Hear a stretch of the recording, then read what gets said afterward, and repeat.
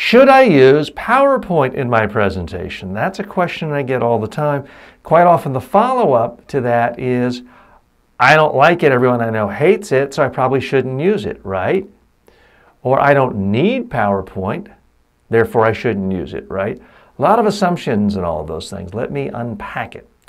First of all, the only reason to use PowerPoint is there's some image that you can show your audience on a screen that will make your idea more understandable to them and more memorable to them. If you have images you can show your audience that accomplishes those two things, then you should use PowerPoint. It has nothing to do with whether you need it. A good speaker never needs PowerPoint. The PowerPoint is not for the speaker. The PowerPoint is for the audience. So those are the questions you need to ask.